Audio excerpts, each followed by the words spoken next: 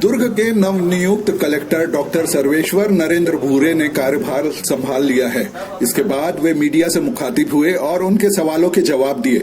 सबसे पहले उन्होंने लॉकडाउन व कोरोना संक्रमण मामले में अपनी प्राथमिकता बताई तथा क्वारंटीन सेंटर में आवश्यकता अनुसार सुधार करने की बात कही। जो लॉकडाउन और जो कोविड का सिनेरियो है, इसमें एक तो कोविड और उसके रिलेटेड मैनेजमेंट है और एक तो लॉकडाउन और उसके रिलेटेड मैनेजमेंट है।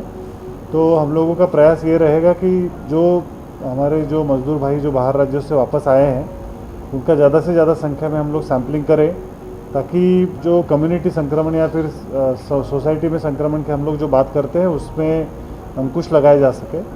ये हमारा पहला प्राथमिकता रहेगा। इसके अलावा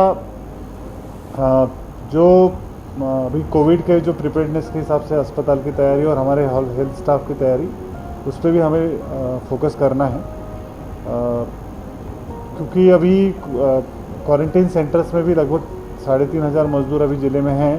तो क्वारंटीन सेंटर्स में जैसे माननीय मुख्यमंत्री जी ने निर्देश दिए हैं कि मिनिमम फैसिलिटीज़ उपलब्ध कराना है, तो उसके हिसाब से हम लोग क्वारंटीन सेंटर्स के भी एक बार निरीक्षण करेंगे और जो भी आवश्यक बेसिक सुविधाएं हैं उनको उपलब्ध कराने के लिए कोशिश करेंगे। इसके अलावा जिले के लिए आपकी क्या प्लानिंग है पूछने पर उन्होंने बताया कि जैसे लगभग 3 महीने सभी कार्य प्रभावित हुए हैं, तो फोकस ये रहेगा कि जो भी अभी हमारे पास अर्जेंटली जो समय उपलब्ध है उसमें हम लोग जो काम कंस्ट्रक्शन के काम जो पेंडिंग है या फिर उसमें जितना भी गति ला सकते हैं उसके लिए कोशिश करेंगे।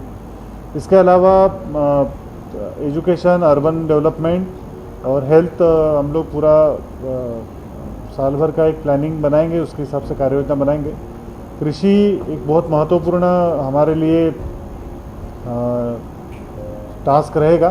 इसमें विशेष रूप से जो राजीव किसान न्याय योजना जो प्रारंभ हुआ है उसका क्रियान्वयन को हम लोग प्राथमिकता देंगे।